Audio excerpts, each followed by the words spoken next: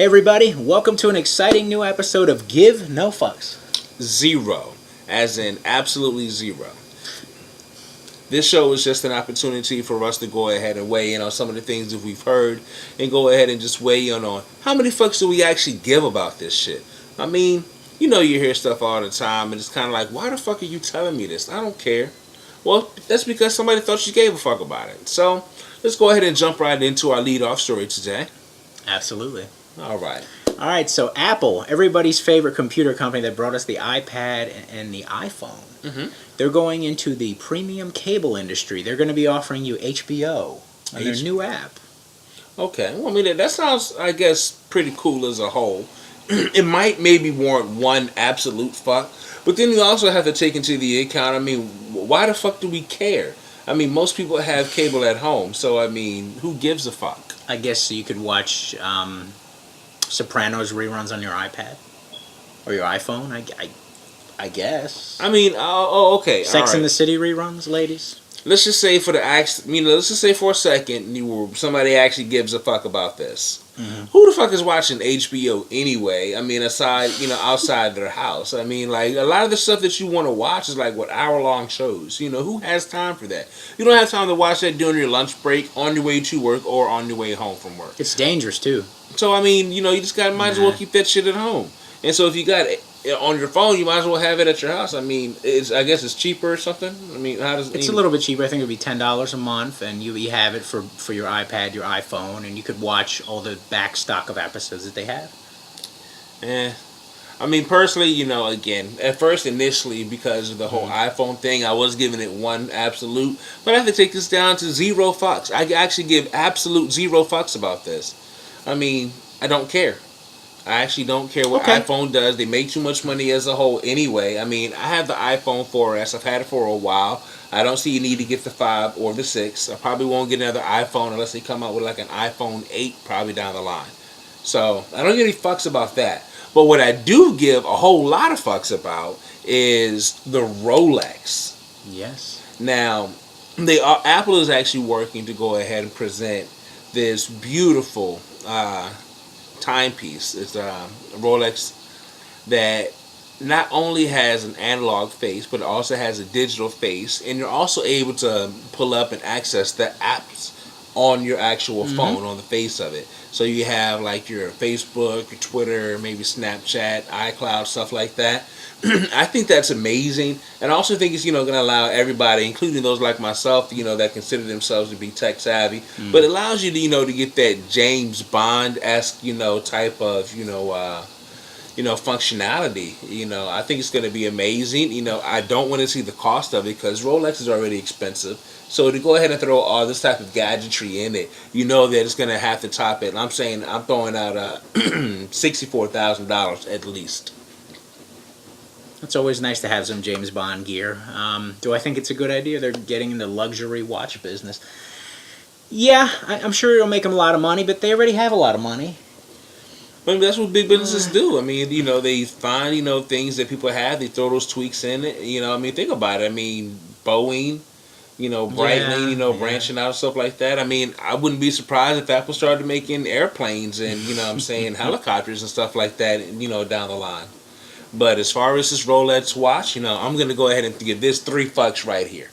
I want to let you know, everyone, this is an all-time, here, for those that don't know, the fuck system, has a maximum of 5 fucks. Yeah. So, this 3 fucks right here has actually been the highest rated fucks given on this show. I'll give it 5, but that's only if somebody's going to buy it for me. So now if somebody wants to buy it for me, it's a 5. For me, it's a 2. Okay, so if so if somebody wants to buy it for them, we have once again reached an all-time historic high with an all-time 5 fucks you given bet your ass. by JC. So we want to go ahead and give that applause right there. maybe at the end of the year we'll have the countdown of the highest rated fucks given. But it's great to see that Apple was able, in Rolex, working in partnership, were able to reach that standard. And Mercedes-Benz, if you want me to give you $5, send me a brand new CLK, and I promise I'll give you $5 right now. Now you know what? Speaking of Mercedes-Benz, Mercedes-Benz wasn't on the list for the show today, but I am going to go ahead and interject here. Now, the new CLA that they're bringing out, the new Mercedes-Benz, the one that's affordable for everyone, starting off at $31,000. Heard about it. How many fucks do you give about that? The same that I give the 4-cylinder Cadillac, a 3. Oh, wow. I give them 3. A 4-cylinder Cadillac and an affordable Mercedes-Benz. It's nice that people will be able to have one. I'd definitely buy the 4-cylinder Cadillac over the new Mercedes-Benz. Just being honest. Wow. I want to get more gas mileage out of my Cadillac. I got to tell you, growing up, I'm definitely a lover of Cadillacs, but at the same time, growing up and getting into cars and things like that, I'm definitely a Mercedes fan. I have to throw out, again, my historic rating, this is going to be a 4. Like, being able to bring up that CLA is going to be something that, again, everybody wants a Cadillac. And the thing is, because so many people are going into debt trying to keep up with the Joneses and maintain these standards and statuses, I think this is, Mercedes is doing something great. It's allowing every man to basically go ahead and, get that taste of the luxury. And the thing is, you can do the upgrades. And, the thing is, if you like it, you can go ahead and keep it and, do more with it. But at the same time, I personally, I plan to get one myself. You know what I'm saying? I'm definitely happy that, it's not so much that they're making a more affordable Mercedes-Benz, because even the $60,000, $70,000, $80,000 Mercedes-Benz, if they didn't come out with a $30,000 one, I expect I would still get a Mercedes. So, let's go ahead and put that out there. Who doesn't want one? I mean, I think it's a great car to have. But the fact that now you have one at 30, around 30,000, I think it's great, again, for everyone. So I know that I definitely plan to get one sooner. So again, 4 fucks given to that. But again, moving on to the next subject, which, I definitely love here, is Mike Tyson has weighed in and offered a verdict in regards to this upcoming super fight with Floyd Mayweather and Manny Pacquiao. Now, those who have watched the show may have remembered that I have already predicted that Pacquiao is going to win this fight. Yeah, not just in a little bit. He said decisively. Yes, yeah. Now, provided that Mike Tyson wants to go ahead and weigh in on this particular situation, makes me feel quite honored. But I also have to say that because he's not an analyst, I also want to feel, should I be honored because he agrees with me? I mean, this is a man that has taken a couple knocks to the head. I mean, I'm talking like some serious bell ringers. He has. He has. I mean, look, Mike, if you think Pacquiao is going to smoke Mayweather, great. I mean, 50 Cent, I got to throw this at 50 Cent said he's betting $1.5 million on Mayweather. I did hear that. 1.5, are you sure? I mean, I know he's worth like $1 billion now, but 1.5 million on that? I mean, there's starving people in this country. These people don't have homes. People don't have health care. That is true. It sounds kind of ignorant to me. I'm not trying to be ignorant fuck. It sounds very ignorant. There's people that are starving in this country, and 1.5 on a bet. I hope you win, buddy. I mean, I really hope you do. I mean, I hope he wins, that he does do something good with the money. I mean, I don't know. Celebrities do crazy things, but I mean, as a whole, I would have to say I really didn't give any fucks at all, because again, Mike Tyson weighing in on this, it seems to be the obvious, scenario, as any fighter or boxer, will be able to tell, Pacquiao's the obvious choice here, unless Mayweather's going to pull out some secret, something secret arsenal out of his bag. I don't see that fight happening. I think Mike, being a fighter, he's able just to recognize, game recognize game. Absolutely. You know what I'm saying? And that's exactly what it is. So I'm able, again, very proud, Mike, that, you saw the same thing I saw, and that, you made this decision. Again, sorry, I made those jokes. I hope you don't come beat me up, because, I'm really a great fan of yours. I do appreciate it. But, moving on, like I said, to some other things. The next subject, is kind of correlating, in regards for things that people decided to do that may have sounded like a good idea at the time, but in retrospect really weren't. So I got to dig into that. City of Philadelphia, there are 2 big major movies filming this summer. The Rocky spinoff Creed, which chronicles the grandson of Apollo Creed, filming. It's going to continue. And then Clerks 3, the Kevin Smith comedy is getting a part 3, if you can believe it. Clerks 3 will begin filming next month. So Philly, if you're an actor in Philadelphia and you want to catch your break, you have a shot. You do though. I mean, opportunities, because they're both, films for, everyday people, to make their mark. They're not looking for big superstars in these particular movies. Not I mean, really. to be honest, for this particular category as a whole, I have to give it a 3 fucks. Only because I'm very happy about the Creed movie, because it does focus more, on that minority side of the boxing. It also gives, rise to this legacy and, everything else with it. At the same time, because the boxing industry has, I don't want to say it's dead, but because it's gone down so much, it is that matter where you aren't able to bring in any professional boxers in order to help play this role, in order to help bring boxing back. So you have to, turn to an actor in order to portray this role. And the thing is like, as far as boxing movies that we have right now, I mean, it's like Creed's going to be a good one, but again, it's a fictional character. What we need right now is to go ahead and get a nice movie about Joe Louis, or a nice movie about Sugar Ray Leonard, or even Sugar Ray Robinson. Any of those movies right now, I think, would be great boxing movies, to come out with. I love Sylvester Stallone, but I don't think this is a movie that needs to be made. I'll be happy to watch it on bootleg, or when it comes to Redbox. And as far as Clerks 3, Kevin Smith has made too much money at the exploitation of white people as a whole. So, I mean, I don't see any reason for him to keep making movies like this, because, I mean, to be honest, he's not helping anybody except, the Ben Afflecks and the other shit. I'm not going to count Rosario Dawson in here. The Matt Damons and all that stuff like that. I mean, the people that basically have the opportunity to do. Are the ones that he's helping, as opposed to the people that were like himself when he first started out. I'll say, Kevin, the opinions of my partner are not my opinions. I'm a guy from Jersey. I would like a break. Clerks 3, I didn't really like Clerks 2. Just being honest here. I didn't like Clerks 2 very much. The first one I enjoyed it, and a third one, and then you said Mallrats. You're doing Mallrats 2 next year. Shouldn't have made the first Mallrats. I don't like to knock cats from Jersey because I'm from there, so I'm not going to. I'm just going to say, I think your horror movies are better. I think the 2 horror movies you did made more money. I think you should continue with the horror. The movie that you and Johnny Depp are doing, a lot of people don't know this. You and Johnny Depp are teaming up for your first movie. That sounds great. Do it things you haven't done before. Movies about clerks in New Jersey. I'm from New Jersey and I know Clerks. And he's from New Jersey. He doesn't give a fuck. Nobody gives a fuck about any clerks from New Jersey, because the fuckers aren't doing shit. Just because you did something and got out that fucking life, doesn't mean that everybody else is doing this shit. And what the fuck can you talk about in this whole fucking movie a third time? I can tell you the only fucking good thing about fucking Clerks 2 is hearing Rosario Dawson say that it's okay to go ass to mouth. That's the only fucking thing that made that movie worth watching. She's a pretty girl, and I enjoyed a couple elements. A couple of the racial components in Clerks 2, some of the racist remarks. The joke about the donkey show was funny. And Rosario Dawson is pretty, but the racial stuff in the beginning about porch, M-words, and... M-words? What's the M-word? Okay, I'm not going there with that. I know the N-word, but what's the M-word?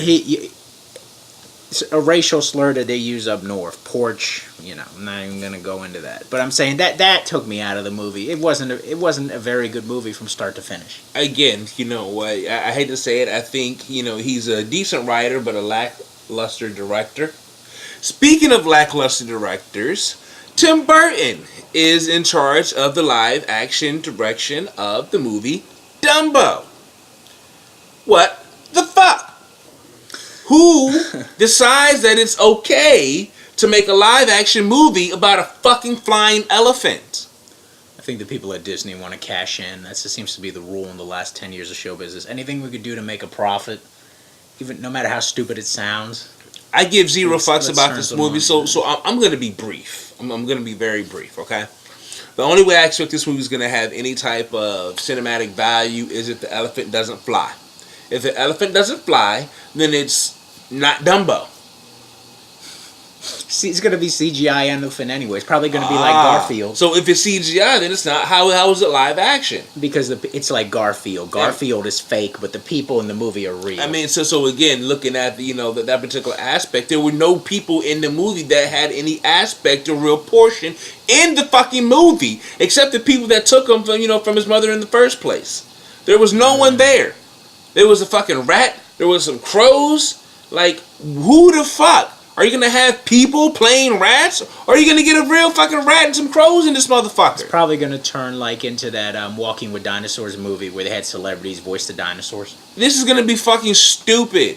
Tim, you've made enough dumbass movies to know that this is a bad idea. I know you need to work. I know you need the money. But what you need to do is team up with Johnny and go ahead and do another crazy dark spinoff of something else. Or Beetlejuice 2 like you announced. Go do Beetlejuice 2. You want that? Go do it. Yeah, it's been way past due for Beetlejuice. You and Michael Keaton do a third Batman movie. People love Michael. I'm sorry he didn't win the Oscar, and I gotta bring it up. I'm real sad about that. Michael didn't win the Oscar, but neither did Bradley Cooper.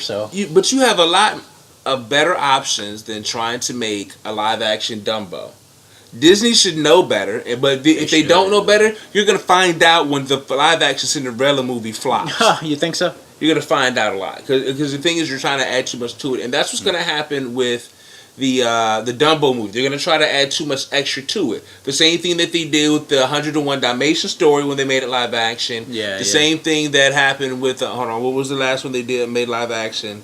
That Tim Burton did. Willy Wonka, trying to add so much to it. Trying to add all this extra stuff to it is what's ruining the movie. No. I disagree with you. I think trying to make Johnny Depp sound like Michael Jackson, that was an abomination. Come on, I love you, Michael, and Johnny, I love you, but Johnny Depp should not sound like Michael Jackson trying to do a Gene Wilder impression. It's just disrespectful across the board. I believe, like you said, I believe I was one of the first people to say that. I believe Johnny Depp's acting in the Willy Wonka movie was basically him and Tim Burton's attempt to make fun of Michael Jackson. He was like, what I'm saying? I think it is disrespectful and a despicable, movie as a whole. Again, even if you try to get, look at, the visual, I guess I can't even say, acrobatics, because it wasn't even, that great of a movie. I mean, the Oompa Loompa, the fact you're going to take one guy and, multiply him so many times, it made the Oompa Loompa seem, tragic and off-putting. It was just a terrible movie as a whole. I mean, the only reason why I own it is because the original Charlie and the Chocolate Factory is one of my favorite movies of all time. And Gene Wilder's portrayal of Willy Wonka is amazing to me. So I was hoping that they would have some modicum of decency and respect, but they didn't. So I don't believe he's going to have that in Dumbo. He's going to trample all over it.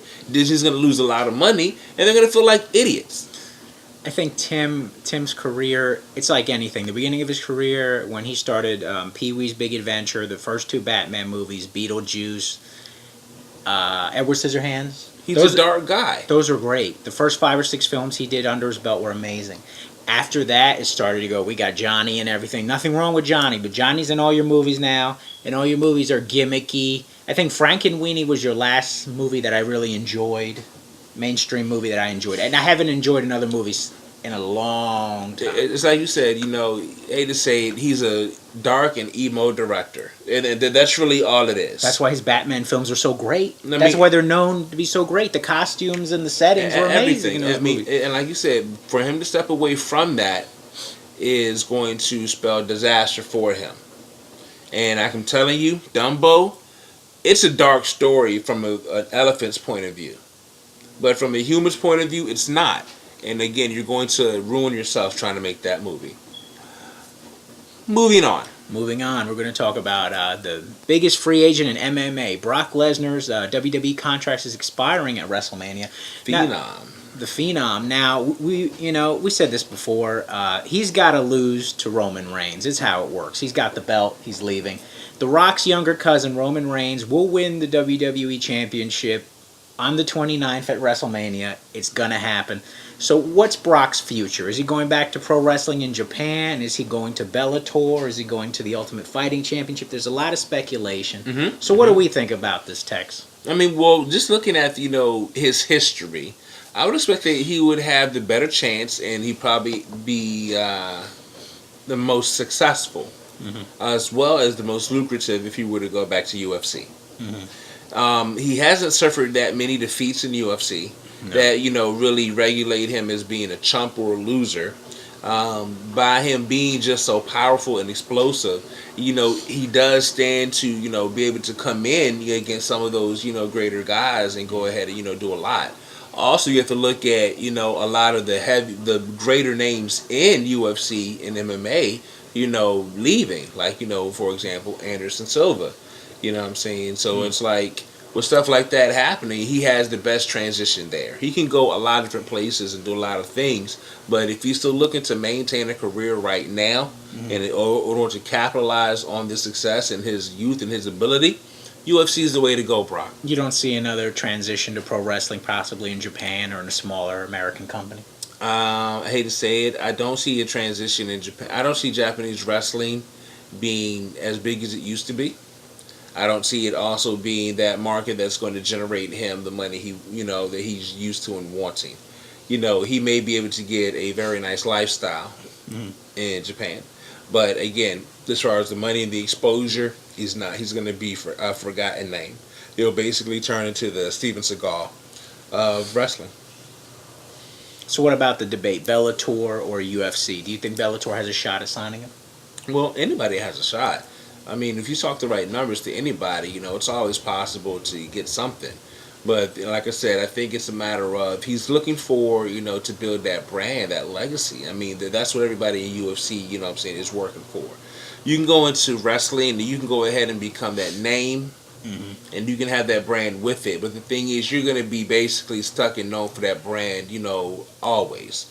Like, no matter where fucking Steve Austin goes, he's gonna be Stone Cold Steve Austin. As opposed to Dwayne Johnson was able to be The Rock, and now he's able to be Dwayne Johnson. Yes. Brock Lesnar, has always wrestled, under his name Brock Lesnar, but the thing is, it's like when you go to UFC, it's the matter of you're becoming, it's the phenom going to, and becoming someone, it's something else, something greater. As opposed to the phenom basically transitioning to another place where he's just trying to, continue, on what he has. Kind of like the Ultimate Warrior's return to wrestling. Yeah, I got you. There's a lot of stuff being said. They said the UFC would want CM Punk's debut and Brock Lesnar's return to be on the same card. What do you think? Could that draw a lot on pay-per-view? CM Punk's first fight and Brock Lesnar's return? Yes. Everyone loves Brock, and CM Punk is, he's a great draw. I mean, he's a very, very energetic, character. And I think a lot of people are able to vibe with him. I mean, just my opinion, he seems to be like, the mini me, or the everyman's John Cena, in my opinion. You think so? Yeah, I mean, not so, yes sir, straightforward, straight arrow, but in regards of wrestling ability, character development and stuff like that. Who do you think he should be fighting? There's a lot of debate over they should have him fight a guy like him with no experience, or they should get a guy with 2 fights, or should they get just a guy that's really seasoned to fight Punk in the debut? The thing is, the whole point of the debut is to try to determine where this person is or where they're going. If you get somebody else that has no experience too, essentially he could get beat. Well, he could get beat by anybody. Well, just here's like the he thing: could beat anybody. if he gets beat by somebody that has experience, that's progressed before, then you have to look at that experience added to it. If he gets beat by another unknown, then what was all the hype about? So what we're looking here is, I think the best way to test his skills is to go ahead and put him against someone that has, that seasoning, the ability. I mean, I hate to say it, give him someone in a similar, weight class, similar height, stuff like that, and let him go for what they know. What do you think? What division do you think he should fight in? He goes about 220 pounds. You said. Do you think he should slim down? He should slim down to the 212 division, or he should stay in the heavyweight division? Because he is a slimmer heavyweight anyway at 220. All depends on what kind of money you're looking for here, really. I mean, me personally, if I'm going to go for it, I'm going to go for the gusto. if I were to be, boxing right now, it'd be my intent to box heavyweight. Yeah. I mean, even if they tell me, well, you know what, you can drop 5 or 10 pounds, and you can go ahead and go light heavyweight, and even if I could be the best light heavyweight out there, knowing that I could put on some more weight and go ahead and fight, with the heavyweight and possibly win, that is going to be that draw for me. So I would say, if you got the ability and the skill, go heavyweight. But if you're scared, say you're scared. So how many fucks do we give on Brock Lesnar's return to MMA? To MMA, if it's a return to MMA, I'll give it 3 fucks. Because I know that initially they're not going to put him up with anybody, good. You know what I'm saying? They're not going to be able to, just let him rage out like, he can. They're not. I mean, to be honest, the best MMA fight that they will ever be right now would be Brock Lesnar against Batista. Dave Batista. Yeah. Dave Batista has had 3 professional fights, and none of them high profile. But at the same time, I mean, nobody's taking a chance really on Dave Batista, so we don't know. Dave's an action star now? I mean, now. But that's the thing, I mean, as far as, when he was in that world, you know what I'm saying? I believe that if he would have, I believe he could have easily, in my opinion, Dave was that reincarnation of a Steiner. Okay. So, like, if he would have went over to MMA, Dave would have been that terrible, terrible beast. And the only people that, it would have been like him and Brock would have been like the 2 people at the top of their sport. So what about Bobby Lashley, the, quote, Black Superman? He's very talented, former military champion, wrestler, has tremendous knockout power. Do you see Bobby Lashley as a threat? I don't know anything about him. You don't know Bobby? I don't know Bobby. You don't know Bobby? I don't know Bobby. Come on, man. Like, I mean, and that's the thing. It's like, I while I don't try to consider myself to be that expert, I'm not, all into everything, when it comes to MMA. I do, like to watch the big fights, you know what I'm saying? I do try to stay relevant and current in regards to who's fighting and who's doing what, so on and so forth. But, I mean, that hasn't been a name that's, has been brought to my attention like, hey, you know what, you should really check this guy out. So maybe I've been talking to the wrong people. If that's the case, Bobby, that's my apologies, but I don't know Bobby. And I guess I'm going to use that phrase so, we say I don't know Bobby means you don't know nothing. You don't know Bobby means you don't know nothing. I don't know Bobby. I don't know nothing. Always valuable piece of information. Let me do that at school one day. There we go. So maybe I take my finals, about to graduate, and be like, I don't know. I don't know Bobby. I don't know Bobby. Say it like that, but... All right. So we're going to go ahead and wrap up today's show. We want to thank you again for tuning in. Again, go ahead and remember, we're going to go ahead and start that I don't know Bobby, out there. You can help us out with that. Again, just use it as a term for I don't know or you don't know Bobby. Hopefully we're going to make that something big. You're going to love it. You came from Give No Fucks. You saw it here first. Until then, this has been my homeboy JC from Jersey. I'm your boy Tex. And until then, Godspeed.